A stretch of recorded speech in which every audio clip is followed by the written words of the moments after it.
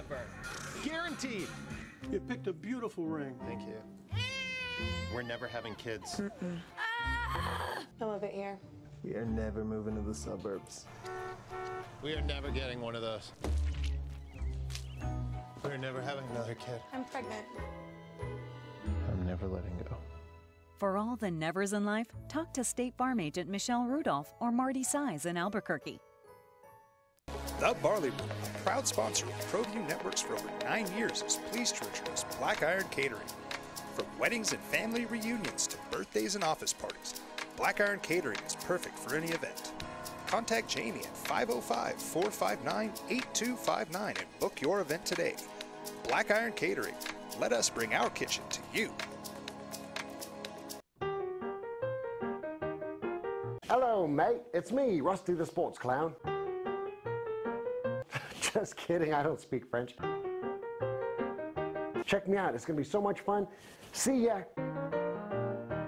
Hey Lobo fans, I'm Sarah. And I'm Samantha. Jaguar Land Rover Albuquerque has been a family-owned business since 1988. The 2017 Jaguar F-Pace has been named the winner of the 2017 World Car of the Year and World Car Design of the Year. Land Rover's signature terrain response system is flawless against any curveball New Mexico weather can throw at you. We have a class-leading extended warranty on all Jags and Land Rovers and one of the greatest pre-owned inventories in the state of New Mexico. Call 505-797-3600 to schedule a test drive.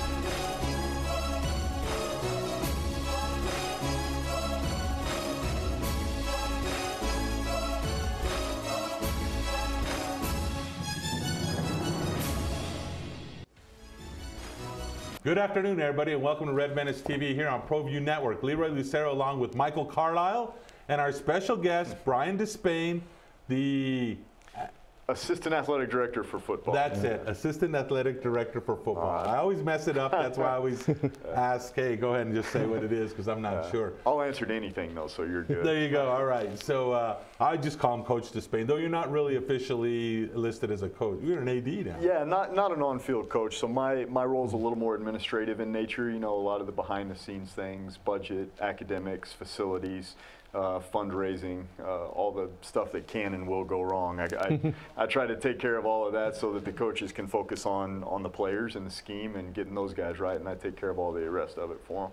Awesome. Well, the main reason we wanted to bring you in, obviously here on Proview Networks, we deal a lot with New Mexico high school athletics, New Mexico high school football, predominantly Albuquerque, predominantly Rio Rancho, and then, you know, other teams that come in as well, broadcasting all the games, showing those games live. Football camps are coming up. That's a huge thing for, well, obviously all colleges, but for New Mexico, that's a huge thing. When do the camps start and what's going on, and what can some of the young men or their parents that are watching the show, what could they look forward to being part of Lobo football camp? Lobo football, yeah. Well, it's, you know, all of the camps tie into recruiting, just like you talked about, and kind of a broader perspective. You know, our coaches, as soon as we finished spring football, went on the road recruiting, went and hit areas all over the country, but really with a strong emphasis here in New Mexico. You know, we kind of canvassed the state and hit every high school here, and have developed over the last 5 years some really strong relationships here in the state with high school coaches and programs, and we try to make our camps an extension of that. You know, a lot of places try to make a lot of money off of summer camps and then spread it out to the coaches kind of as a little summer bonus, and we're just not really into that as much. Our focus really is, you know, helping football in the state of New Mexico and helping coaches and their teams. And so to answer your question, our first camp coming up here, it's not this weekend, but the next, June 8th and 9th. It's a Thursday, Friday. It's our 7-on-7 and offensive line, defensive line camp. It's really a team focus, and it's a neat deal because it's an opportunity for coaches really bring their entire team out to our stadium. We've got a practice for them on Thursday morning, and then basically we just set up a giant 7-on-7 tournament, you know, and so you've got Del Norte versus La Cueva and Volcano Vista versus Rio Rancho, and you get all these teams that get to play each other 7-on-7, you know, and it gives the coaches an opportunity to work with their players in the summer, and it gives the kids an opportunity to come out and work on their routes, work on their offense, the passing game a little bit, and get a chance to get coached by our coaches a little bit, but more importantly, it gives them an opportunity to build some camaraderie with their team and have some activities in the summer before they break and then report for two-a-days. Brian, obviously the more heralded high school players, they're easy enough to find, but how important is it, you mentioned, you know, as soon as spring football is up, hitting all the high schools, doing these camps, how important is that for finding some of the less heralded guys and maybe some of those diamonds in the rough? No, you know, it's huge. It's huge. And if you look at our history here at New Mexico, our program has been built on a lot of those guys. Sure. You know, you look at guys like Reese White and David Anaya and Jack Lamb and guys that have done unbelievable things for this program that really didn't have any offers or anything going out of high school and came here and developed and worked with our coaches and bought into what we were doing and became a huge part of our identity and success. A lot of those guys went on to earn scholarships. You know, Reese and David come to mind. Right. And, you know, Reese was a captain of this football team. You know, everybody knows David and I and his accomplishments. So, yeah, going back to your question, it's really big. And that's where not only going to all those high schools makes a difference, but having these camps and having all of these guys on our campus where we can see them run, we can see them practice, we can see how they compete, we can see how they interact with their coaches, we can see how they interact with their teammates. There's a lot of things you can tell when guys come to a 7-on-7 camp and are competing on your campus that you can't tell just from huddle film or stats or anything else. And that's a huge piece of it. You're exactly right. Brian, not only do you have the team camp, but you also have individual camps. Is this invite only on the individual camps, or is this where a young man can come in and maybe, hey, I want to show you guys my tape, I want to, you know, introduce myself to you, that sort of thing? No, we're all comers on all of our camps. We like to have as many guys out there as we can. You know, the camp coming up here in June is a little more team-centric. You'll see more guys come as a group, like we talked about, you know, Sandia and all those guys, they'll come together. Our individual camp in July, it's July the 22nd, that's a little bit more, like you said, of a skills camp, kind of a personal, one individualized camp where guys will work a little bit more with their position, but it's any and all. You know, we usually have around 200 guys at that. The vast majority from New Mexico, you know, high school players in here on, you know, some of them that I think have aspirations of going on and playing college football and that view this as a really good opportunity to get evaluated. But just as importantly as that, for a lot of those guys, they just want to make themselves a better football player, you know, and they want to come out, and we've got great coaches here, certainly in the metro area, but all throughout all of New Mexico. But to get a chance to work with college coaches and to get a chance to compete against some of the other best talent in the state, I think a lot of those guys just really care about honing their skills too, and there's a lot of respect to be had for those guys. So I asked you this question off the air, I'm going to ask you on the air. Do you think the talent level in the state of New Mexico, high school football, has gotten better since you guys have been here? I know 5 years, 5 years of recruiting. Sure. Have you noticed the difference, or maybe the level has gone up? I mean, we know we're sandwiched between, well, Texas and California, but I think you can start throwing Arizona in there as probably a big recruiting hotbed. I mean, obviously New Mexico is not there, but, you know, do you see it's getting better? Yeah, well, I think there's some things, and I think, you know, obviously you see some big-time players coming out of this state, you know, going to Michigan, going to Arizona, going to a lot of places around the country. And I don't even think that it's just the 5 years that we've been here. You know, I lean on a lot of the conversations and a lot of the people that we trust and have great respect for in this state, and what those people say is, you know, the level has increased a lot. And I think it's more the last 10, 15, 20 years. You know, I think there's very good football in this state, certainly in, you know, in a lot of the pockets around here, and some great rivalries that have built up. And there are, I tell you what, there's good coaches here in New Mexico, and there's good players and good programs. And I do think that, you know, I do think that every year it keeps getting better and better, just like every state is, I'm sure, but you can certainly see it here. Let me ask a question a little bit differently. When you guys came in, the previous staff didn't recruit New Mexico heavily. They looked a lot out of state. Do you find, since you guys have been here, it's gotten easier to not only have access to the high school coaches, the schools, but getting access to the players and getting in front of the ones you're interested in? Yeah, I think so. You know, and we've tried to do a lot of things to foster that relationship. Again, just for the good of the football in the state of New Mexico. Obviously, there's benefit to it for us, but not in a totally self-serving way. You know, we really enjoy doing our high school coaches clinic every year. We have a complete open door policy. Anytime any coach or any player wants to come watch us practice, wants to sit in our meetings, whether that's with the team, whether that's just offensive and defensive coaches, we have a total open door policy for any of those guys to come. And a lot of guys here have really embraced that and used it to their advantage. And so it's something we'd like to continue to foster because we do take a lot of pride in that. I want to switch gears a little bit. You talked about fundraising a couple weeks ago. Well, it's been about a month now, I guess. We heard about Dream Style Stadium. And during the press conference, your name came up in there, as did Coach Davey. For New Mexico, we're not really used to football being the one that's like at the forefront of this stuff. We're used to basketball. Everyone's like in love with basketball. Football's like the, well, redheaded stepchild, literally. But it seems like there is, you know, Bob Davey talked about a culture change.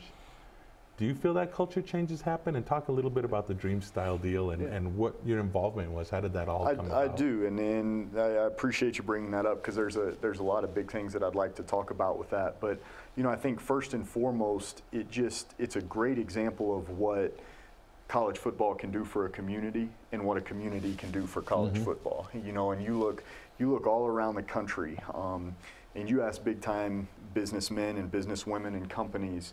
The benefit of college athletics and college football specifically is very tangible to corporations. You know, go down here and talk to Rick Gallis at Gallis Chevrolet, and talk to Larry Chavez at Dream Style, talk to JC Lopez at Minuteman, any of these guys, and they'll tell you that when the Lobos are winning, people are happier, they're spending a little bit more money. They may sell a few more Chevrolets, they may remodel a couple more sunrooms. There's a lot of things that go hand in hand with that. You know, Coach Davey talks all the time about if we win, there's enough in it for all of us. And I think that's a really, really good example there. You know, the Lobos win, people feel good about Albuquerque, they feel good about the state of New Mexico, and it starts the whole cycle going. Talking about the Chavez family specifically and being connected to football, to your point, you know, there's some interesting storylines there. You know, it's been well documented that Larry Sr. started selling sodas in University Stadium. He snuck into the first game at University Stadium, which will now have his company's name on it. Sold sodas up there. I think they were actually playing the University of Mexico, that day in that first game at the stadium. But what a lot of people don't know is that Larry Jr., who's a vice president in the company and helps run it, actually walked onto the football team here and spent some time playing. And so, you know, they have deep roots with the football community. And when they approached us about this time last year of having a lot of respect for what's happened with the program and really buying into the energy and the positive vibe of it, it really just kind of clicked. You know, personality-wise, Coach Davey and Larry Sr. talked a lot about you know, building a brand and running a company and running an organization and setting expectations, and they really bonded over that, and it just kind of progressed from there. And you know, it's been a really great relationship, and I can't thank those guys enough for what they've done. And you've obviously seen with the feedback we've gotten in the community here on people putting their suggestions on what we should name the stadium, what we should name the pit. You know, they're very smart. You know, they're great businessmen. They have a great feel for the Albuquerque community and the state of New Mexico, and I don't think there could be a much better partnership going forward on this one. Obviously, for you guys, the most important thing is on field. But the off the field aspect of it, football does have the most potential to grow from a revenue standpoint. You know, even if ticket sales are down at the pit's still basically full. There's a lot of room for growth in football. How cognizant are you guys of that and trying to do what you can to improve that aspect for the university? Yeah, I think that's a great question. I think it's a really good conversation, and we could spend a whole show just on that. But you know, there's a lot of things that tie into it, and obviously an athletic budget is a very complicated thing. But going back to the topic of what college football can do for a community, there's a lot of things that I think a lot of people don't realize about the funding model and a lot of different things. You know, first of all, corporate sponsorships and corporate dollars are largely tied to football. You know, all of the signage and all of inventory that you see in the stadium with different companies' name on there, all of that is driven by football. You know, the television money that comes in from ESPN and CBS through the Mountain West, that's all largely driven by football. You know, you look at $1.5 million in bonus money from ESPN this year that's come in. You look at the $750,000 that the NCAA just gave each member school, you know, based on the number of scholarships that they have. A lot of that is driven on the number of football scholarships you have. So I think when you look at the whole picture of a funding model, it's you know, it's really clear that football is a big part of the solution to that. And you know, there's no question that game guarantee revenues going up will help a little bit. You know, but when you do the math a little bit, it's all of those other things that really keep it going and that really fund an athletic department. And again, ultimately, the success on the field drives a lot of that because, like you said, people are happy when the team's winning. Yeah, there's no question. And people start to take notice. You know, just like we talk about the ESPN $1.5 million and a lot of the other money that's coming there, but you know, it's also the branding and the marketing value that you get from that too. You know, you look at a program that's had articles in, you know, in the Chicago Tribune, in USA Today, in the Wall Street Journal. There's a lot of major publications that are talking about New Mexico football, and that's a big testament to Coach Davey and a lot of these guys, a lot of these players that have built this, you know, and that's marketing value that a university can't, you know, can't pay for if they were just paying the value of it, and you know that drives it drives applications, which in turn obviously drives enrollment and tuition dollars and helps the university as a whole as well. So you know, in the big picture, the funding of college football, it's a really big part of the solution. So I missed a lot of spring practices. Well, I missed it all this year, recovering. So, but you didn't miss any of it. Not a second. Obviously, Lobos got some rings this year, or for the previous year, so that's good. That's a positive. Some of the names that maybe we were used to, that they may not be there anymore. You mentioned Blaze off the air, and talk about some of the guys that kind of stepped forward this year that Lobo fans should get excited for this upcoming season. Yeah, well, you first, you know, to your question, you know, you lose a lot of guys. You lose a Dakota Cox and a Terrion Gibson and a Nick Devonzo. You could name 20 other guys on that conversation that were incredibly instrumental into buying into the vision when things weren't here what they are now. You know, and they bought into that and they helped bring it to the point that it is now. But you know, it was time. It was time for those guys to move on to bigger and better things, and a lot of them are in grad school now. You've got Daniel Henry playing for the Baltimore Ravens right now. A lot of other guys that tried out with the 49ers and the Jets and the Vikings, you know, all kind of around the NFL. But, you know, it's time for some of these other guys. You know, Garrett Hughes just got named a first-team All-Mountain West selection in Athlon and a couple of those other preseason publications that have come out, you know, and it'll be interesting to see him transition into, you know, a leadership role and see how dominant he can be on the defensive line.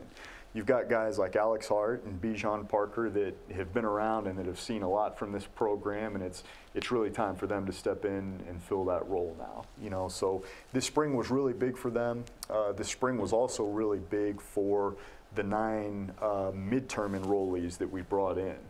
You know, there were 9 guys here that were not on last year's team that actually got to enroll early and go through spring practice for us. So for those guys to get 15 practices and how far ahead that will put them in their development when we start fall camp, those things are all invaluable. But yeah, I think spring as a whole was very successful. You got out without any major injuries, which obviously is always the biggest concern out of spring. So you feel good about that, and you feel good every year. I think you see the competition level going up, just the body types and the speed and the skill level. I think you continue to increase a little bit, and it's exciting. It was fun to watch this spring.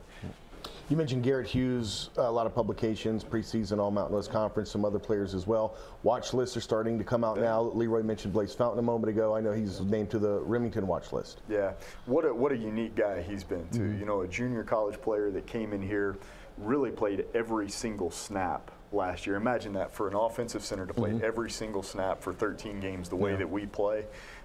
Had a broken hand for a lot of the season. Never heard a peep out of him. You know, and we just got grades back, and I can't go into exactness on grades. There's a lot of rules against it, but the grades that he got back were just phenomenal. And the kind of character and the kind of personality that he has brought to New Mexico is really encouraging. And you could say that about a lot of guys. Sure. And that's part of developing a program too, is you know, at the end of the day, you feel really good.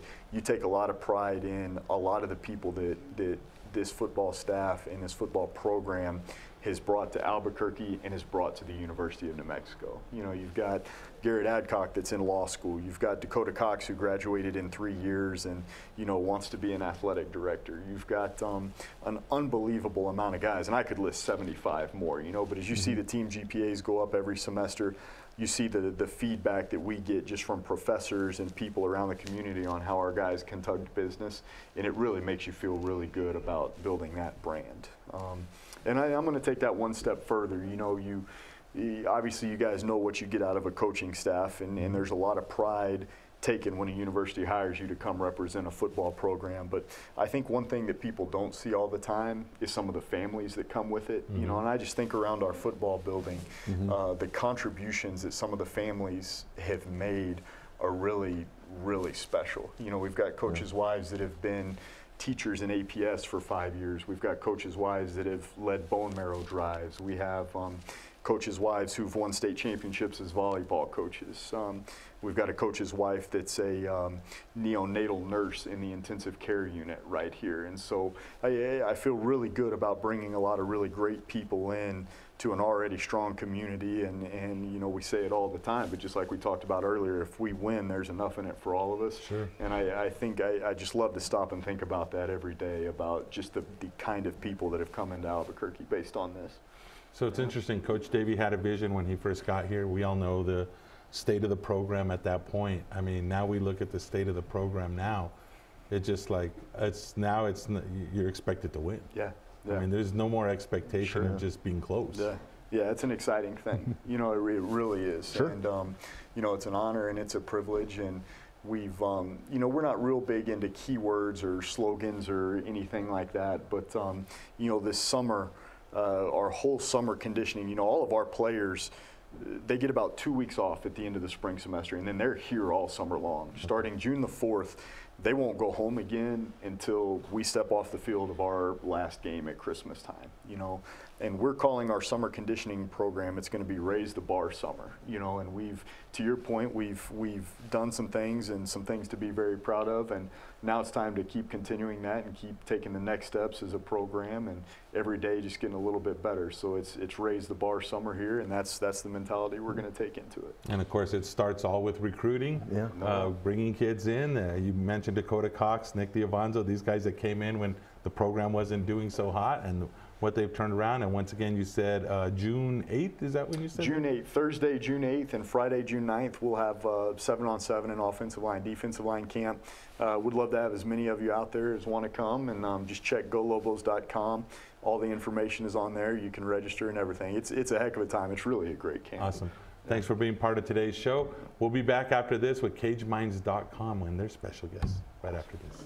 Thank you guys very much. Appreciate it. Yeah, man.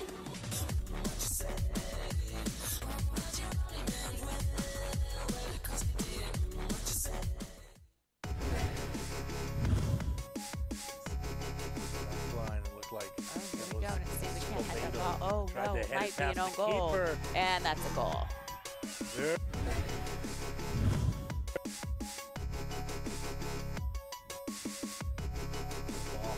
Beautiful ball. Keeper came out to meet it, and then it went through her hands.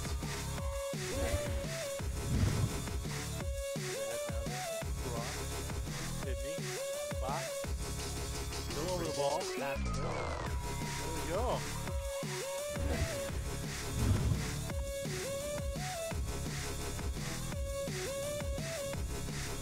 Hands right off the bat.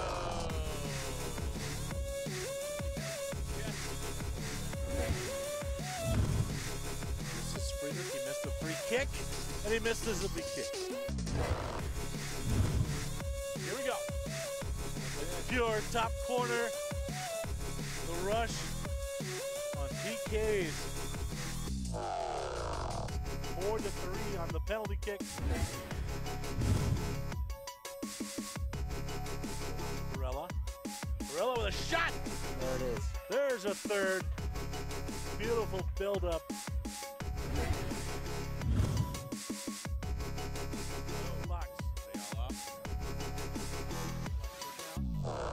There's the equalizer. Is it Vega? It is. Jason Vega.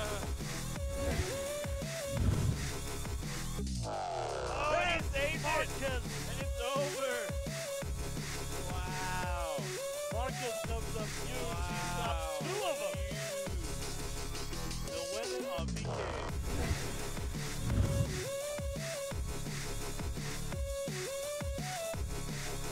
Oh, yes. And Eddie.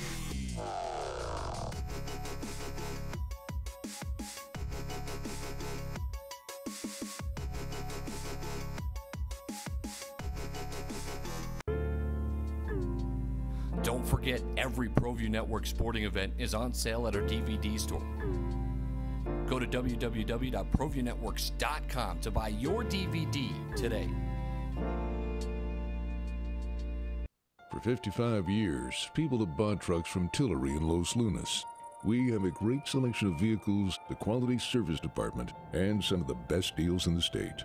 But most importantly, we found people prefer to buy trucks from people who actually drive trucks. Tillery is a proud supporter of Proview Sports Network. Locally owned and operated, located in Los Lunas, right off I-25, exit 203. Don't sacrifice quality of flavor when you're in a hurry. Golden Pride offers ribs, fried chicken, green and red chili, breakfast burritos, and Frontier Cinnabons. 4 great locations, or visit us online at goldenpride@abq.com. Golden Pride Barbecue Chicken and Ribs, proud supporter of Proview Sports Network. Gecko's Bar and Tapas, a proud supporter of Proview Networks. It's been a fan favorite spot for food lovers and sports fans. With not one, but 2 great locations, including outdoor patio, an atmosphere you won't want to miss. Gecko's, off Academy and in Nob Hill. Visit the Frontier Restaurant. Due to heavy construction on Central, take lead or coal coming north or south. The Frontier Restaurant. Get your Frontier fix on.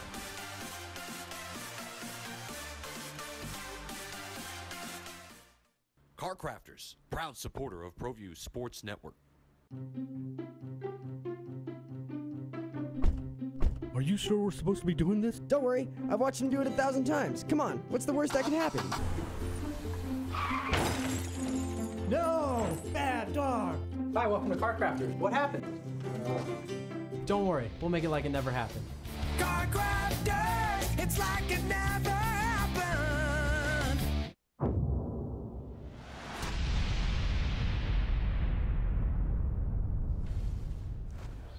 Welcome to a place where I talk about people getting punched in the face. This is Caged Minds. I'm Micah Frankel, and this week my guest is Chris Brown, the man of many nicknames, the Houston Madman, Chris Breezy, and they call him around the Jackson Wink Academy, the future. He's the king of the cage, amateur lightweight champion. Thanks for joining me this week, Chris. Thank you for having me.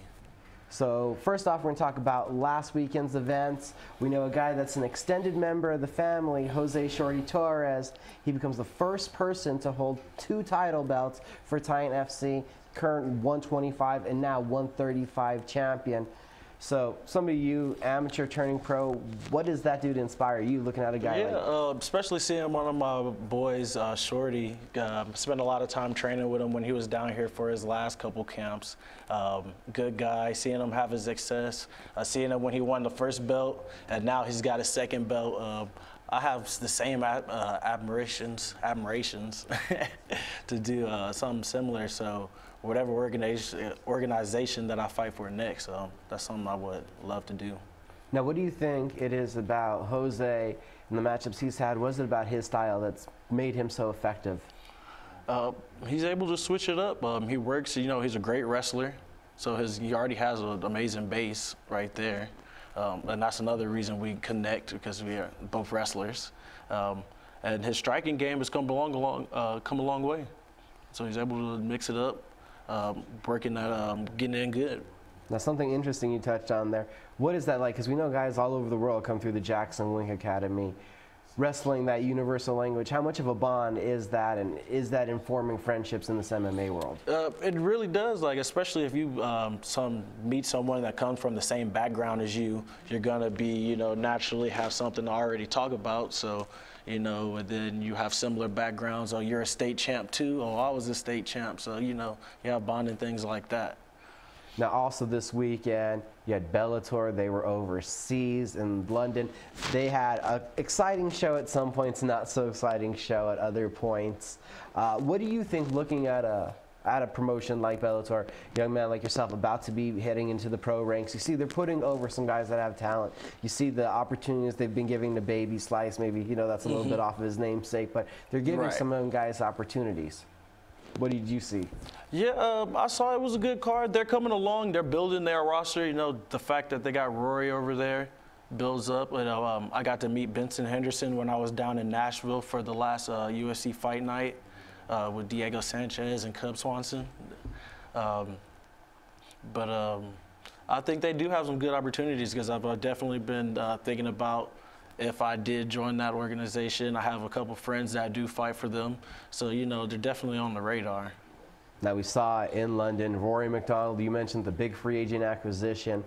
He struck with Paul Daly just enough to fake Daly into the mindset of, oh, we're striking here, hit the takedowns. Let's be honest, they were some ugly takedowns. Sloppy. Rory McDonald is an incredible grappler, a great wrestling, but those were bad. It was like, yeah, but that just shows how bad Paul Daly's wrestling is. If you can get these sloppy takedowns so easily just because you thought you were going to be able to bang with him, you know he wasn't going to just sit there and bang with you. He's a smarter fighter than that. You're not, Paul Daly's not Robbie Lawler. A great win for Rory McDonald in that debut. You had a co-main event where Linton Vassell took down Liam McGarry. McGarry's problems persist. Too willing to play the jiu-jitsu game off his back. You can't do that in 2017, right? It's not worth it. If you can get up, I'd rather get up than play games, because you never know. It only takes a second for someone to slide something in. Like, I love Holly, but look at her when she lost the title. 30 seconds away from winning, and she got tapped. Like, it can happen at any time. Like, it sucks, but you know, you got to be careful and get out of danger. Now, after the Bellator event, though, the cameras kept rolling. Curiously, why would the cameras keep rolling after the event? Because Paul Daly returned to cage side and then had a fracas breakout with trying to get to Michael Venom Page. you got to give it to Bellator for some creativity on a WWE level. You know, they're trying to keep up. You know, you got McGregor jumping out of the cage. And, you know, you got all the copycats in the UFC now. So, you know, Bellator had to hype it up a little bit. So, you know, if Venom said if Daly would have won, he would have called out the champ. But since he lost, he called out MVP. So, you know, it was all scripted. They wanted to make a little show, but it wasn't a good look. Okay, so we go back to it. You're going to jump in the pro ranks. You got a couple friends that fight for Bellator. They throw a little WWE sauce on there. Hey, we're going to create a little drama. What's Chris Brown saying? All right, we're doing it for the money. What are your thoughts?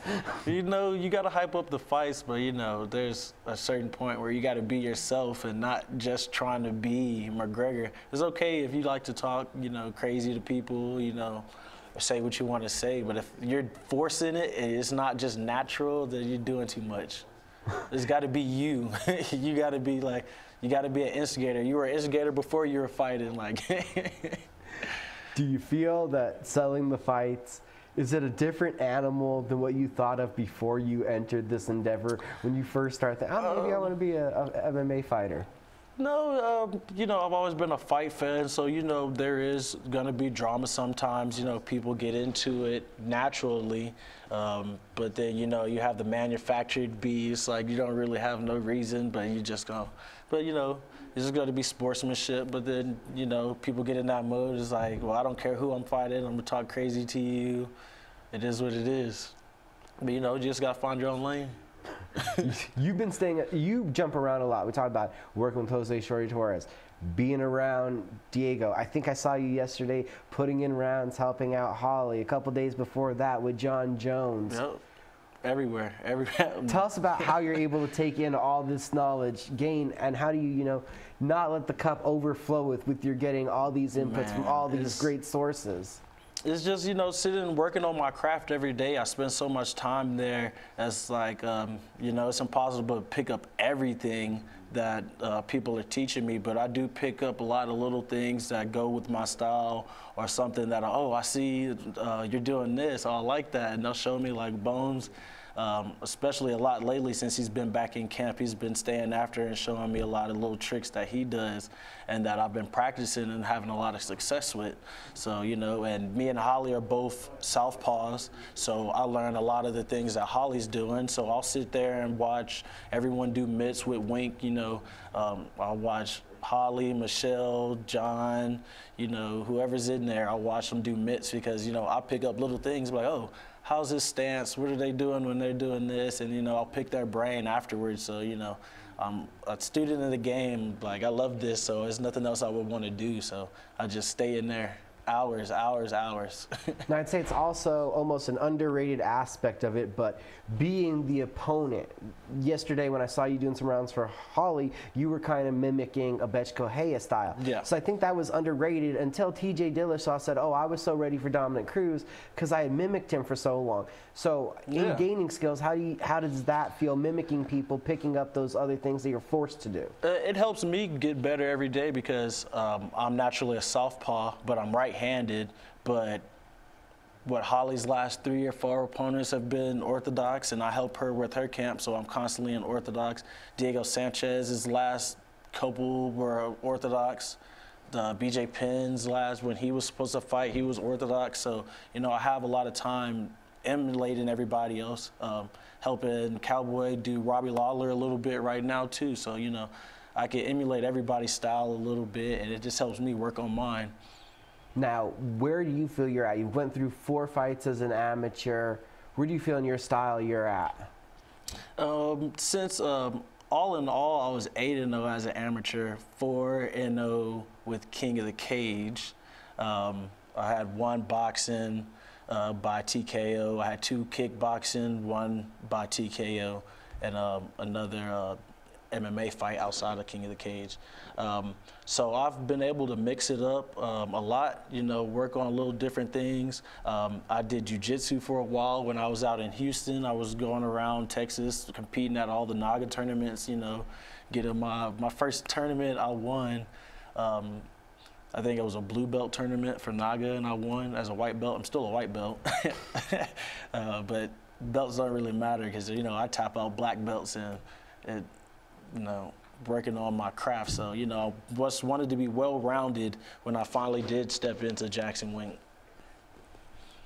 Where do you go now? Where has been your main focus as a martial artist to keep growing and keep evolving, to take your game to the next step? I know there's so many areas, but has there been a major focus? Really just getting more comfortable in my stand-up.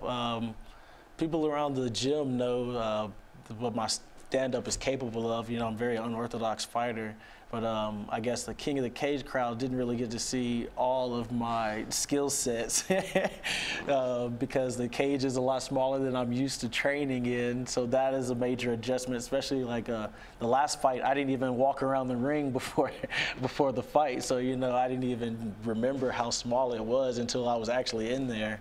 But it just makes me feel like I'm in clinch mode already, like throw a couple punches and we're already right here. So I showed off a lot of my wrestling, got to show my fans, I love to slam people. I think, was it the second or third fight? Well, the second fight with King of the Cage. Second time, yeah. When I was picking a guy up, jumping around all around the cage, they thought we were in the WWE. How different was it as an amateur? You had the boxing, you had the kickboxing, you had the jiu-jitsu, but going in there the first time in that King of the Cage with the lights on, you had sparred, but what was it like? How different was it going 100% the first time? Really, the fight itself, I was prepared to go fight, but the major pressure I felt was just having, I had Diego Sanchez cornering me, John Jones is right there front row. Then I came to support me, so it's like my dad had flew in from Houston, so I felt the pressure. Like, I had about 30 friends So it was like I had a lot of pressure to perform. So it was more of that, trying to get over that, staying calm, trying to keep my composure. Even Bones had commented after the fight, he's like, I could tell you're keeping your composure because, you know, between rounds he's getting up and telling me to breathe. I'm watching him through the crowd. So, you know, I have a great support system. So I just, you know, listen to Wink, and he tells me to keep smiling and keep doing what I'm doing. So, you know, I'm just in the gym getting it in. Nicknamed the future at the gym. Yeah. A lot of expectations. How do you deal with those? Yeah, it's just a blessing, really, to have Wink, you know, one of the greatest coaches of all time, sit here and call me the future. And, you know, that has traveled around the gym, you know, and around town. You know, I go around and people are like, oh, man, yeah, I've heard of you, you know. So it's, I accept the pressure because I love it. I want to, you know, live up to it and exceed it. It's a goal to be the greatest. Especially I get to spend time with John Jones every day, so he's my favorite fighter of all time, and getting to move here and train under, you know, considered the GOAT, you know, and I get to spend time with Holly, you know, I'm with Diego Sanchez, you know, got to spend a lot of time, a little bit of time with Carlos Condit when he was there, still out here.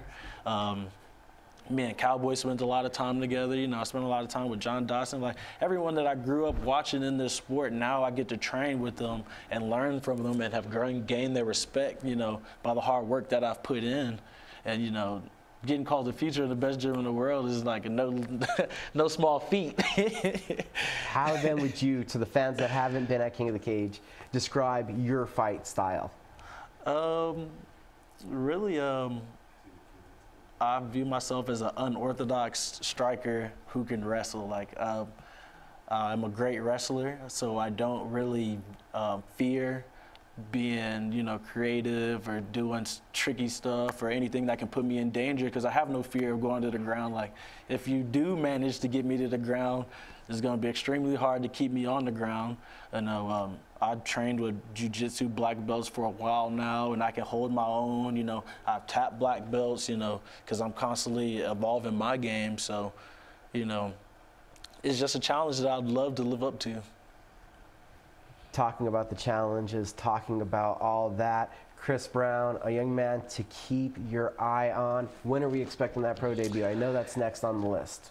Hopefully I get it here in July is what I'm hoping for, but we'll see what Wink wants to do. You know, he said he wants to kind of build me up like he did Holly, so she became world champion. She was a world champion boxer, world champion in MMA, you know, the first person to ever do that. So, you know, I'm following behind some legendary footsteps myself, you know, even being in King of the Cage, you know, Diego Sanchez was a King of the Cage champ, you know, Joey Villasenor. We got a lot of guys that I was following in their footsteps to get to my journey to the UFC.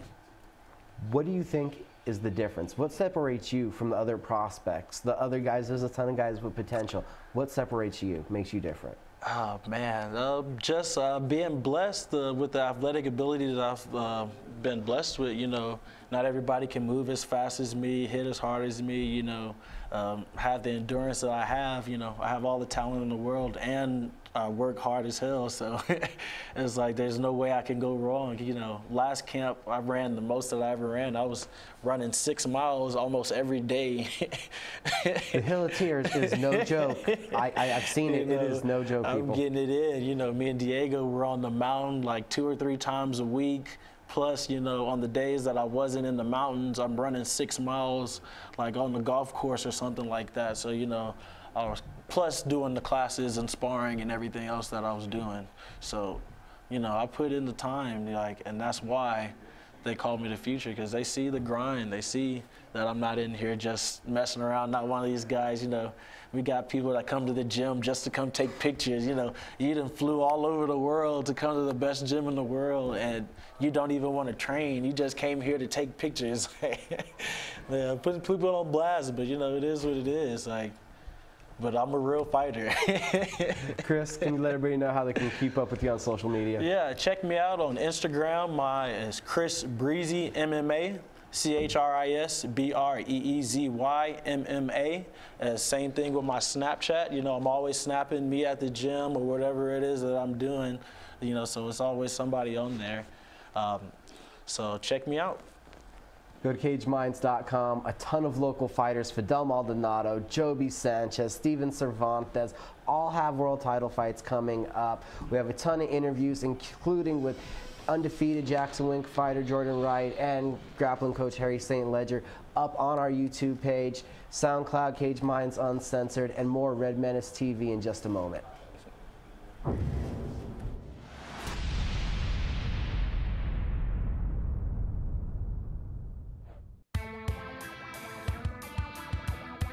Altitude Sports Grill is where Albuquerque's sports fans won't miss a game.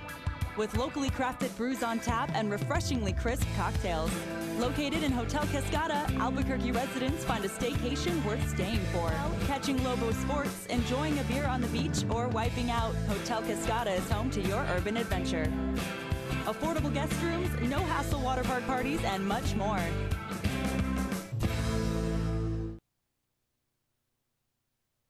Garden Shorts Team Sales is a proud supporter of Proview Sports Network.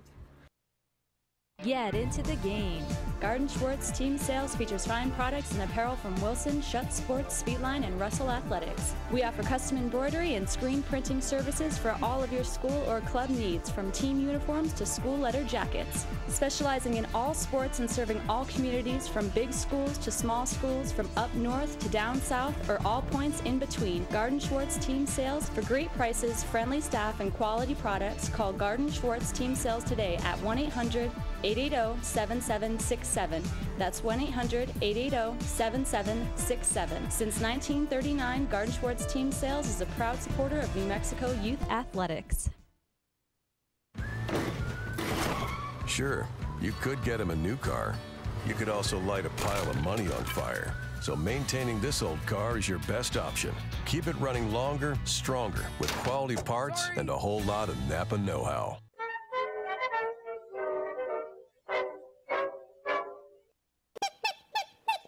Hey everybody, it's Rusty the Sports Clown here. Yeah, for Red Menace TV after a super busy weekend. Man, we got to just take a break. All right, so since we're taking a break, I'm going to tell you this goofy story. Okay, hard to believe, but Rusty the Clown has a sports sister. Okay, sort of. Because she doesn't like sports. That's what's weird. And, you know, we don't exactly look alike because I have green hair, she has blue hair, but I know. And she says she only watches my show. She'll click on it and she sees me and then she clicks back off because I start talking sports and she doesn't get into that. That's kind of weird. Oh well. Anyway, guess what it's time for? Time for a sports break. Here we go.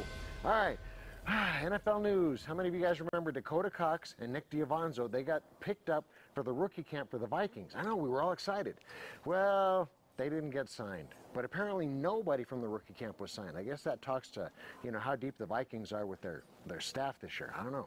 Good luck. I hope you guys get picked up by some other NFL team this year. All right, Daniel Henry, another Lobo, he looked really good with the Ravens camp. Okay, now then, he blames that, or thanks, I won't say blames, but he thanks the Lobo coaches because of the way they coached. He said he fit right in and everything they threw at him, he just took off and ran with it, whereas some of these kids from bigger schools, SEC, ACC schools, they were having a rough time. So good job Lobos, good job coaches. All right, NBA news. All right, to make things interesting, the Golden State Warriors fell behind by 25 points, but then they won. Shocker. Major League Baseball, here we go. Houston Astros with Albuquerque native Alex Bregman. Okay, they're leading Major League Baseball in the number of wins. Even though I'm not an Astros fan, good luck Alex, good job. UNM news, here we go. UNM ski team, remember they were, you know, devastated, kicked off, kicked out of school and, you know, said you can't ski for us anymore. Well, guess what? They were reinstated due to private donations. Remember when I gave them my ski pole? I bet that's what sealed the deal. Good job, Lobo girls and Lobo guys. Ski your hearts out. Lobo baseball, yeah, they had a horrible weekend against Fresno State. They lost all 3 games. But their magic number is now down to 3, going into their final season-ending series with Nevada. Now then, they have to either win 3, or San Diego State has to lose 3, or any combination of the above. You know, we win 2, they lose 1, whatever, okay? For us to win the Mountain West. Go Lobos. NMSU news, that's like New Mexico State, those Aggie people down south in Las Cruces. All right, the Lady Aggies won the WAC softball tournament. Good job, girls, and they're going to go to the NCAAs. Yay! Okay, Aggie football. This is kind of weird, okay? The Aggies are going to be an independent team beginning next season. Now then, they're doing the unusual thing of signing a home and away series. That means they're going to play the same team twice. They're going to play Liberty University of Lynchburg, Virginia, twice in the same season, just like the pros do. They're going to play once here and once there. I know, it's kind of different. We're going to see if that's cool, right? Okay, we'll see. High school stuff. All the seniors have graduated. Yay! Good job, seniors. And state champs have been crowned, okay? La Cueva took the baseball and softball. I think they won golf, too. Anyway, Cleveland took boys and girls track. Now, here's the weird part, okay? The girls totally dominated, okay? In fact, according to the newspaper, 4 girls for Cleveland had more points than any other team combined. That's a bunch. Okay, the boys, though, they made it very dramatic. They were in 10th place at the intermission of the 2-day event. They were in 3rd place going into the final event. Well, guess what? They won the event and took the team trophy as well. Talk about exciting. Okay, now, frustrating news. I know. The boys golf team from Cleveland, they took the state championship. Okay, but here's why. Okay, apparently a golfer from Piedra Vista signed an incorrect scorecard. Okay, now what that does is that means that kid is now disqualified. Sadness. Now, by being disqualified, they had to use their next lowest golfer, which put them in 2nd place and put Cleveland in 1st. I know, it's really crazy. The trophy should have gone to Piedra Vista. I don't know, sadness. All right, Little League news. All right, let's see. Last week, Coach Toledo and the Coronado Little League Braves, they won 9-6. Kristen pitched 4 innings, and he went 3 for 3 at the plate. Good job, buddy. All right, also, we have the MSP Ballers featuring my little buddy, Daniel Candelaria. They took 2nd place, that's like, you know, right behind 1st place, which is really good, at the Cinco de Mayo tournament. Good job, Ballers. Keep it going. All right. Now, for those of us that don't have a man crush on Tom Brady, you know, which is most of us, Leroy Lucero, on the other hand, does have a man crush. So, you know, he's all in love with him, blah, blah, blah, wants to marry him, I don't know, whatever. It's sad, it's sick. Okay, I'm sure those of us that don't have that are really hoping that this Madden crush, that's funny, that this Madden curse is true, okay? Because Tom Brady is on the cover of the next Madden NFL thing. All right, now then, I want to thank everybody, all my loyal fans, everybody, both of you, for watching me for all 75 of my shows. I know, I can't believe it's been that long. All right, I invite you to follow me on Facebook, follow me on Twitter. Hey, follow me to a Lobos game, because you know I'm very famous. All right, if there's an event, a meet, a game, a match, or if you just want to, you know, meet at your grandma's for some pumpkin pie, we could do that. Okay, whatever, just go, because that's what I like to say. All right, that's it for this week. Next week, watch my show. Okay, it's going to really happen. See ya. Bye.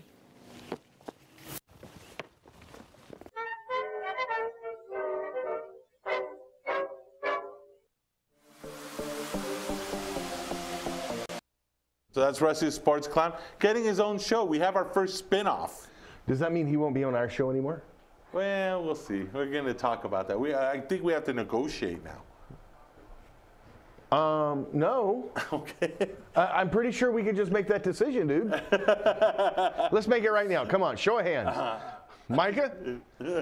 Micah votes no. No? No? Okay. Well, no, see, that was very rusty of you, Micah. I didn't literally mean that's rusty, yes. show up. Yeah. Hey, right, I want to get into this real quick. I know that Sure. we've kind of gone over, but obviously we had Paul Krebs on the show last week, right? Yep. Timing is everything. Our timing was off by a week, dude. Well, was it or wasn't it? I mean, it kind of it kind of got sandwiched between the two Larry Barker what did you call it? Exposés? Yeah. Obviously, more news was broke. You can give a little synopsis of what Larry had to say this time. Well, yeah, the gist of it was, in the Larry Barker follow-up, of course, not only was public money used to pay for Mr. Krebs, Craig Neal, and Cole McCamey for the Scotland trip, but public money also used to pay for 3 donors to go. So instead of the original $39,000 and some change that Krebs admitted to Larry Barker was used from public funds, it was actually $64,000 and some change. Which is, okay, so when we first talked about it, or I'm sorry, the story is now, I guess, did Krebs walk it back, or who talked it about that this was money already spent and that these guys were going to reimburse? Is that what the plan was? Is that what I understand was the situation? Well, the money was spent. Yeah, public money was spent. It was already spent. I'm talking about the 3 guys that got the trip. Right.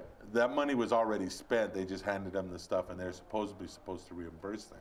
Right. No, the university paid for those 3 trips. Right. Yes. Okay. But right. And yeah, according to the statement Krebs released yesterday, that they were going to have those guys reimburse them, and apparently everyone forgot. I don't know about you, and I understand they're probably dealing with a lot more money than you and I would. Right. Right. I don't think I'd forget if somebody owed me 24 grand, or 3 people owed me a combination of 24 grand. Okay, so like we know that those 3 guys are already boosters. Sure. And they probably given lots of money throughout the years. And like Paul said, you know, there's always an ask. But you're right. I mean, they probably should have asked them back for it right away. That would have probably been the move. Yeah. the move would have also been not to use public money to pay for it in the first place. To be honest, and I'll be perfectly blunt, if they had just said to those guys, you know what, you guys are great boosters, you've given so much, here's the continued success, we're going to pay for your trip, I wouldn't even have a problem with that. As long as the foundation. Right, as long as it was the foundation that paid for it and not public money used. So basically the big hullabaloo is, and it's a problem, and it's illegal, is it not? Yes, it violates the state's constitution regarding anti-donation. So basically, it's just the paper trail was bad. Whether it was a no, mistake. No. What was bad is they use money that legally they cannot use. Right, but I'm saying money they also know that they can't legally use. Right. Okay. So yeah, look, we can try to sugarcoat it. Oh, I'm not sugarcoating. No, I know, but I mean. But the fact of the matter is, whether you care or not, you should care because, well, this is your money and my money and their money. You should care. I don't pay taxes. I'm under the grid. No, I'm kidding. Well, I don't think I'd say that on the air. But you know, but if you don't, congratulations. But no, I mean seriously, you should care. No, I get it. I do get it, and I do think that however it comes, you know, I don't know. I know we're running out of time in the show. Let me ask you this. Mm-hmm. It is illegal. There was obviously a cluster of errors. I mean, Chucky, what did you call him? Chucky Abdallah. Chucky? Yeah. Chucky Abdallah said that it was some poor choices. I can't remember what his exact words were. Well, no, he said it was bad. But no, I think what you're referring to, he said that he thinks Paul Krebs is an honorable man. Right. But honorable men make mistakes. And to be fair, I like Paul Krebs. Yeah. I do think he's a good guy.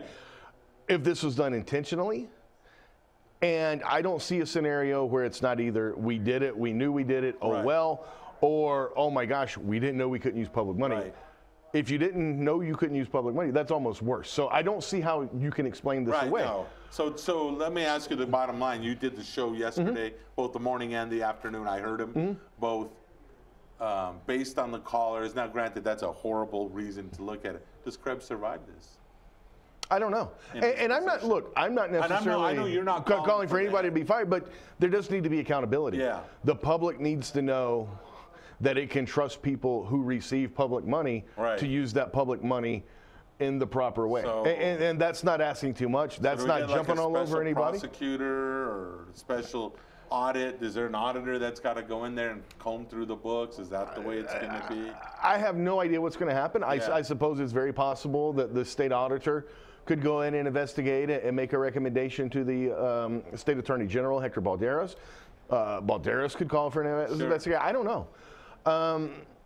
So we'll see, but you should care about it. Even if you're the biggest Lobo fan and don't want to see anything bad happen. I don't want to see anything bad happen to UNM, but I don't want to see public money used in ways that it shouldn't be. You're a media guy. I don't know. Well, that's fine. What are you? I don't know.